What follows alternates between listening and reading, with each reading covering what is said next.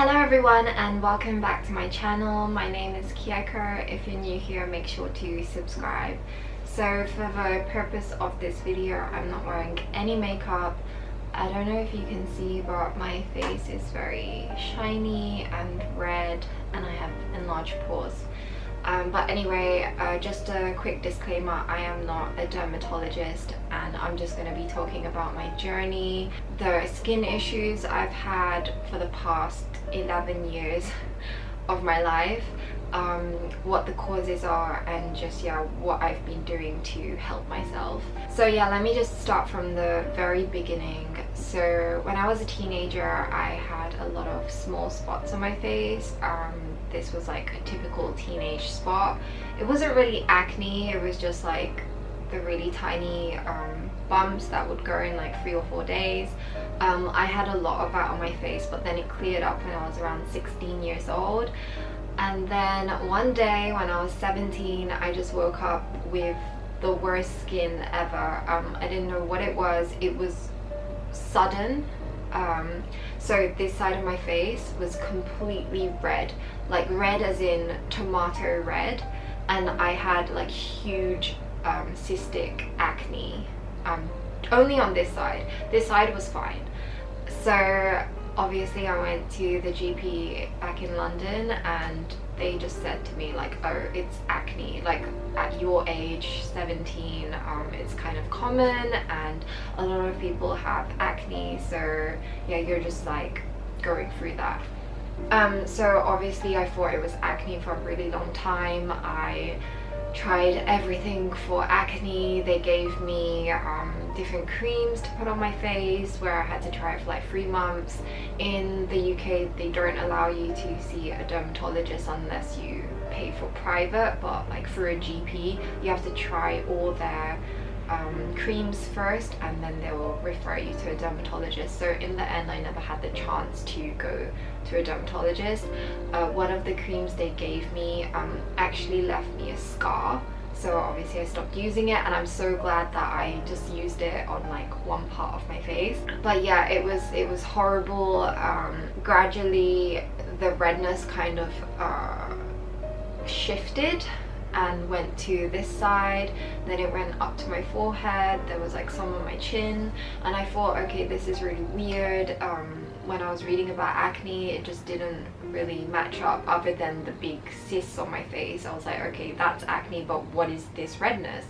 So obviously I went back to the GP again. They finally told me that I have rosacea. When I was reading up on rosacea, it says that this tends to occur in people over the age of 30. I was only 17, so I was like, why do I have rosacea? A lot of things just didn't really make sense, but I started to care more about what I was using in terms of products and what I was eating. And basically fast forward to when I was around 21, I decided to really care about my diet. I watched a whole bunch of videos on YouTube about like what people with rosacea are doing and what they are eating, what skin products they're using, and I actually turned vegan for around 5 or 6 years. I instantly cut out meat, I cut out seafood, I was basically vegan. I would mainly do like a whole foods diet where I cook everything by myself. It was a lot of time and effort, but I started to see slow improvements, like especially my acne that disappeared. I wouldn't get like huge spots on my face. If I did get a spot, it would usually be around my period time. I'll get like a few on my chin. I'll get some on my cheeks. The ones on my cheeks were the worst because it would take like 6 months or 5 to 6 months to clear, but everything else it would kind of stay for like 1 week and disappear. So I was really happy about my acne clearing up. I think I have a few photos, so I'll just like insert them around here. But I was on this really strict diet this vegan diet. Well, I really got into veganism as well. I really thought that was like the cause of all my health issues. Another thing I did is that I looked back on what could have been the cause. Like, was it stress? Was it my environment? Was it other factors that could have triggered this rosacea? Because it just came like an allergy. Like, it didn't gradually appear, it just came overnight, and that was one of the things that I was really confused about, and it's still kind of the thing that I'm confused about now. So I made a list of like every possible thing. So around the age of like 17, 18, 19, when my skin was at its worst, is when I had a lot of stress. There was a lot of things happening in my life that caused my skin to flare up, so I knew that I had to kind of eliminate stress somehow. Another thing was just like possibly the lack of exercise and the lack of not really drinking much water. I wasn't really healthy when I was 17, 18, 19 because I was in uni and I was eating a lot of junk food, and yeah, so I was thinking those could be the reasons for it. Another thing was that I was always sick during this time. I would get tonsillitis, sinus infection. I even had like a kidney infection one time, and I would get constant UTIs, and because of that I would always be on antibiotics. Like the only thing the doctor gave me was antibiotics, and I wasn't aware that when you take antibiotics you should also take prebiotics and probiotics. I completely wasn't aware of that, and basically the antibiotics was killing every good bacteria in my body. And yeah, even when I was vegan, I realized that I'm still getting sick. I was still getting tonsillitis, so my immune system was still really bad. Even though I changed my diet, I was exercising, I was drinking tons of water. At this point it just stressed me out even more, because I was thinking, what am I doing wrong? I'm doing absolutely everything that I've read up on. It almost just led me to depression, and I couldn't really leave the house without makeup on. I didn't, like, after, since I turned 17 up till now, I've just always gone out the house with makeup. Before, when my skin was 10 times worse, I would cake my face with makeup. I had like green concealer to cover up the redness. I had normal concealer to put on top of the green concealer. I had foundation, like the thickest one, and then I had like all the powders and stuff. I would cake my face in makeup. It was actually ridiculous. But during all this time, little did I know how important skincare was, and I'm gonna talk about skincare in a while. So being vegan wasn't working, and everything else that I was doing wasn't really helping. It was like only helping about 30%, but then the 70% was still really bad. So I think I was in Singapore when my skin started to look a lot better, and I think that's to do with the humidity in Singapore, and just the water is cleaner compared to when I'm back in the UK, where my skin is always dehydrated. It just gets red when you splash your face with water. So I realized that the climate has something to do with my skin problems. Somehow in Singapore my skin was easier to rejuvenate because of all the moisture from the air, and just the fact that it was really clean out there. And as a model as well, I learned so much about what you should put on your face, and when it comes to like perfume free stuff, no harsh chemicals, does it have SPF in it, all those things I started to pick up on when I started to model overseas. Seeing all the other models who live with me who had poreless, fresh, I don't know, baby skin, it made me really become desperate to clear up like all my problems. So I did go to a skin clinic and like a dermatologist in Singapore, and they told me again that I have rosacea, and they tried like laser and different stuff. But even though it helped a little bit, it came back because I didn't know the root cause, and I'm going to talk about my root cause. But yeah, I just want to add that I did do laser and I did like a facial thing in Singapore, and that actually enlarged my pores more, and the laser was too harsh.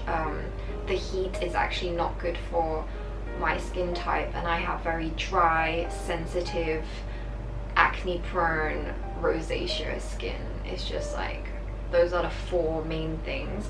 So laser, like if they don't use the right one, I guess, or I guess IPL would be the better choice, but I didn't know that and I was really desperate, so I just paid a lot of money and had this stuff done to my face. But anyway, finally, the last thing that really just clicked in my mind, let's say, is when I had reoccurring yeast infections. If you don't know what that is, just Google it. But I had reoccurring yeast infections for 5 months, and that was when I was like, Kieko, you are doing something wrong. I tried to think about everything that I did, and that was I took antibiotics again because I was sick. Yeah, another thing I realized but I ignored is that every time I eat gluten stuff like bread, pasta, noodles like udon, just anything with wheat and gluten inside, I would get massive spots on my face. And then when I didn't eat it and I ate like salad for a week, my skin will clear up. But it took a long time for me to figure that out. Another thing that was like a big, I don't know, a big explosion, let's say, is I had like the worst abdominal pain ever. Like this happened in Singapore and I fell to the floor and I felt like I was gonna die. Like it was, yeah, it was really bad, and obviously that's like a telltale sign, you know, that something is wrong with you. And even though I went to the gynecologist, they obviously can't check my immune system and like my whole body, they can only check down there. So I did some serious research, and that's when I found out about this Candida diet. And I tried this Candida diet for 3 months, and that's when I really realized like my skin got so much better. My skin is still like not okay. Like to my standards, I still want poreless, smooth, shiny baby skin, and I'm not there yet. I still have these like blood vessels, which you can't really see, but I have like pictures, I'll show you that. I have like these little blood vessels here and there, and that really annoys me, especially when they start to flare up. But yeah, this Candida diet was just like the answer, and I was like, okay, it seems like I cannot have gluten. Like I must be intolerant to gluten or allergic or something, because every time I eat it I would get a spot, and it wouldn't be like the next day, it would be like a few hours later. So that was already like a telltale sign. So finally in Hong Kong I decided to do my intolerance test. I actually have a video of my report if you want to go check that out, but I did like a blood test where they I think they checked for 108 through different foods, and obviously gluten was like #1. It was a really strong reaction, and then I realized there's like so many other things that I can't eat, like soy, dairy, eggs. I mean egg white, I can eat egg yolk, yeah. But anyway, there was all these things that I can't eat. In total is around 26. I'm still finding out more things, and when I do eat like other stuff I would get a spot, and then I know that I'm intolerant to that as well. So I'm really monitoring now. It's been a year where I've been on this really strict diet, not eating anything that's on the report. And at the same time I started to really research skincare like properly, and I was looking at this YouTuber called Hiram and some Korean YouTubers, because obviously Koreans are really into skincare, and I was like trying to find out more information on what's good. I looked into the Ordinary products, Bioderma, I think those are like the 2 major ones. CeraVe.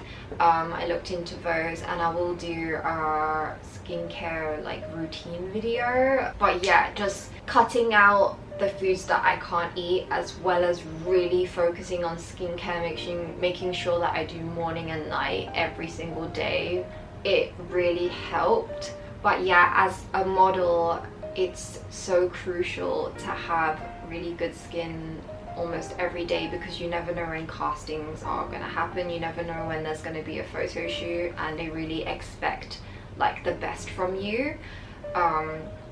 I mean, it's not just skin, it's like your hair, your nails, your teeth, your everything, but skin for me was always my biggest insecurity, and I've always wanted to fix it. I mean, it's been like 11 years, which is ridiculous. And that's why I'm going to jump into my next topic, which is about the facial clinic that I went to recently and what they did for my skin. And yeah, so bare facial in Hong Kong, they reached out to me because they knew that I had concerns with my skin, and they told me that I can come for a consultation just to see whether I think their treatment might help me or not. So yeah, what I really like about bare facial is just the fact that everything is tailor-made for you. They don't treat everyone's skin problem the same. Like every other skin clinic I've been to, they kind of, yeah, they have this package and then they put that on you, whereas bare facial, they really like look into your skin problems and they look at like specific areas as well, kind of like Chinese medicine, and then they will create a package for you. And they have their free different types of treatment. I think it's like short hold treatment, business class, and I think first class. The two that they did for me was the short hold treatment and the business class. I think the business class covers skin rejuvenation. They used collagen to rejuvenate and hydrate your skin. And yeah, the first place that I went to was in Causeway Bay. As you can see in the beginning, my skin was quite red, and obviously you've got enlarged pores. It was very clogged up and congested, and what they did is they used a very gentle exfoliant to take out all the gunk in my skin, and blackheads as well, and this helps to minimize the pores. And then they used this oxygen machine where it will put oxygen into your skin. This helps to really hydrate and moisturize your skin, kind of make it very plump and baby skin like. They also used a sheet mask, which is made by them. Yeah, after that my skin was just very hydrated and it felt very good, obviously. The second time was in Mongkok and they did the business class treatment. I noticed the biggest difference after the second treatment. I really realized like my pores have shrunk, and my skin texture is just so much smoother. I was really scared to go to a skin clinic only because of my past experiences, and I was worried that they're going to use really harsh things, harsh ingredients and chemicals, and they didn't use that. And they always asked me before, like they told me what they're going to put onto my skin and what the ingredients are, only because they are aware that I am intolerant and allergic to certain things. So obviously they're not going to use a sheet mask that has orange peels or whatever inside, because I can't eat oranges. So yeah, they did reassure me with their products and machines, and that's why I was comfortable to go through with them. And yeah, as you can see, my skin is a lot brighter and glowing with the second time treatment. They also gave me 3 of their sheet masks, which I used at home. And finally, the third one was the same thing. I went back to Mongkok, and I went during the day because there's a stunning view. It kind of feels like you're on a staycation or something. But yeah, as a result of going to bare facial, my texture improved. My skin is more hydrated. Now that the weather is changing and it's getting colder outside, my skin still hasn't become dried up or flaky or anything like that. One of the other biggest changes that I saw after doing their facial is that usually when I wear a face mask to go outside with like concealer or foundation or something, I would always get a line from the mask, and I think that's because of the texture of my skin, and ever since going to them and kind of smoothing out my skin, I don't get that line anymore. So I realized that if you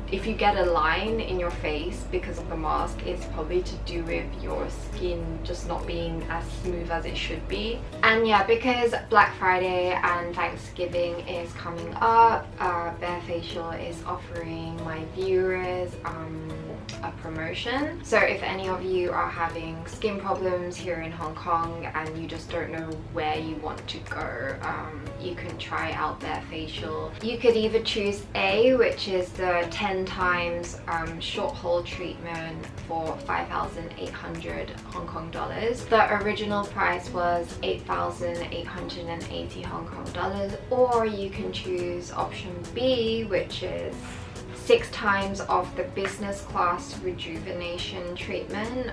It's like the one that I got, the collagen rejuvenation treatment, and that one is 18,000 Hong Kong dollars, and the original price was 30,000, so it is like a big price difference. So you could either choose A or B.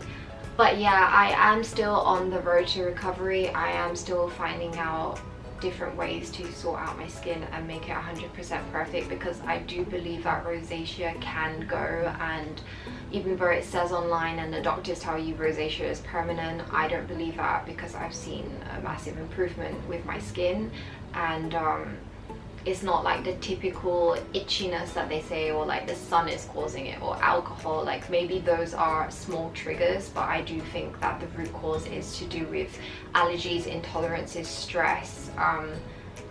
Probably those things are like the main factors, and like your environment, maybe it's the climate, whether your skin is dry or oily, but everyone's skin is different, so you should really like bullet point the concerns that you have and research your concerns. But yeah, I am also trying Chinese medicine for my gut health, and that will obviously help my skin at the same time. Chinese medicine takes a very long time. I'm currently documenting that, so I will do a video on Chinese medicine separately and kind of see if it has helped my skin. With the blood vessels, it's really hard to get rid of.